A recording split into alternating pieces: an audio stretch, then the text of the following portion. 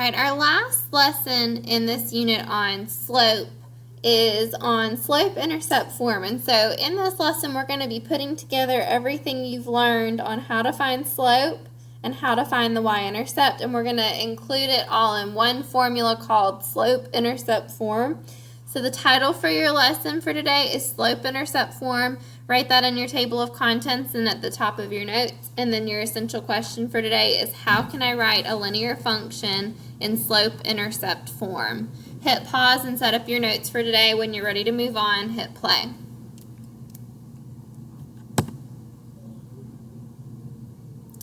All right, looking at the equation y equals 2x plus 1, y equals 2x plus 3, y equals negative 1/3 x plus 6, y equals x, y equals 1. They have all of these lines already graphed over here. And what they want us to do is find the slope and the y-intercept of each one, and then look and see if we see any connection between the slope and the y-intercept and the equation. I want you real quick to hit pause and copy this table down.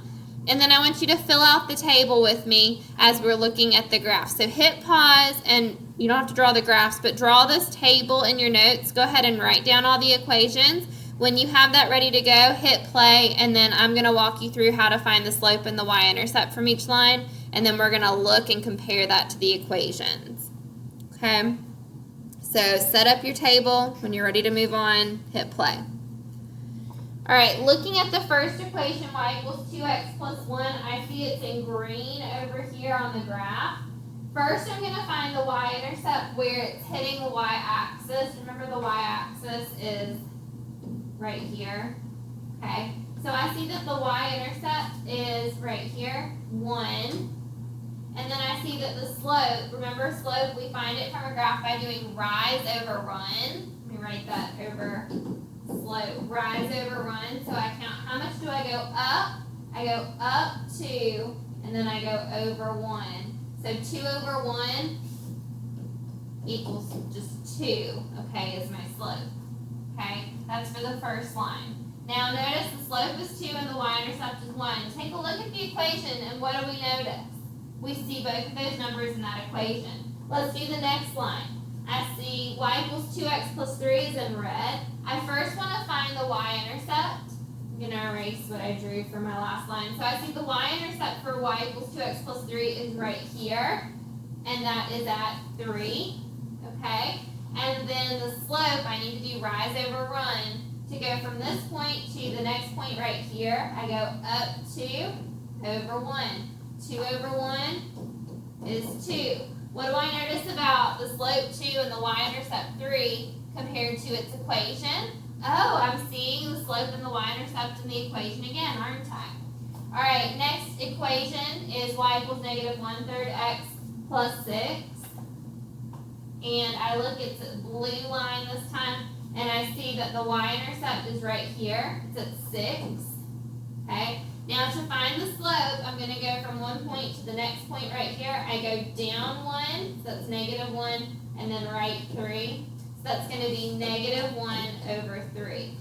When I look at the equation, I see negative 1/3 x plus 6. I do have the slope. I do have the y-intercept there.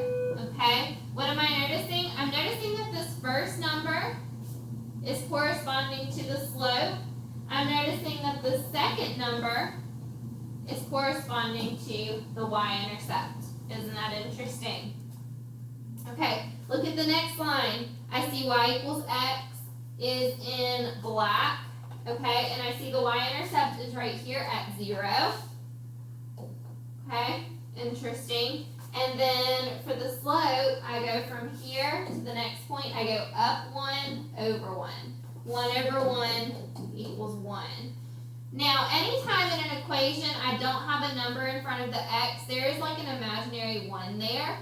And then if I don't see anything coming after the x, that's like having a plus 0 because there's nothing there. So does that kind of follow with the pattern that we've seen in the first 3 equations? Yes, I see that my slope right here is 1 and my y-intercept is 0 because there was no number there. And then the last one that I have is this purple line. I don't have a purple marker on my board. I'll just use red again. The y-intercept is 1. And the slope, I don't have to go up. I would just go up 0 over 2. 0 divided by 2 equals 0. So the slope is 0, the y-intercept is 1. So I'm seeing that 1 goes with the 1 of my y-intercept. Okay, so we should have noticed that in each equation we're seeing the slope and the y-intercept. This is called slope-intercept form. Slope-intercept form. I want you to copy this in your notes. Copy this whole slide in your notes. Okay? The equation of a non-vertical line, meaning it's like diagonal, can be written in the form y equals mx plus b. Copy that down. This is called slope-intercept form. Okay? Y equals mx plus b. And then I need you to make sure you have it labeled like they have right here, where we have m is the slope, b is the y-intercept. I don't know why they picked m to stand for slope and b to stand for y-intercept. They just picked those letters at some point in the history of math. But there's going to be a number right here. It's going to be the slope, rise over run. There's going to be a number right here that's going to be the y-intercept where that line is crossing the y-axis. Below slope, I want you to write in parentheses rise over run or change in y over change in x. Those are the formulas we learned to find the slope. Okay? So make sure you have that copied into your notes. Slope-intercept form, it's this little formula. We're just going to have the letter y, we're going to have the letter x, but instead of an m and a b, we're going to have numbers there that stand for the slope and the y-intercept. Alright, so now we're going to practice writing an equation for each of these lines. And I want you to do this with me in your notes. The first one, let's call example 1. So let me write a reminder at the top of the board of what slope-intercept form is. Okay, y equals mx plus b, where m is going to be the slope. And since we have graphs here, I'm going to put rise over run. Okay, and then the b is the y-intercept, where the line is crossing the y-axis. Okay, so what I'm going to do for each of these, I'm going to start by writing y equals, I'm going to leave a bit of a blank, I'm going to put x, and then I'm going to put plus, and then I'm going to leave a blank again. So what I'm filling in is the slope and the y-intercept. Now I want to start with the y-intercept. Okay, where do I see this line crossing the y-axis? I see it crossing right here. What is that number? It's between 0 and 2. It would be 1. Okay, so the y-intercept is 1. From there, I need to see where is the next point on the line, and it looks like it's right here. So I have to do rise over run to find the slope. I'm going to go up 3, 1, 2, 3, and then I'm going to go run 1. So my slope is going to be 3 over 1, which is just 3. When it's over 1, it's a whole number. So my equation for my line, this is putting together what we've learned from the past several lessons. How do I find the slope? Rise over run. How do I find the y-intercept? Where is it crossing the y-axis? Now we're writing those numbers in this equation. Slope, y-intercept. Let's try it with the next one. Okay, again, I'm looking for my slope and I'm looking for my y-intercept. I'm going to keep the y and the x in my little formula.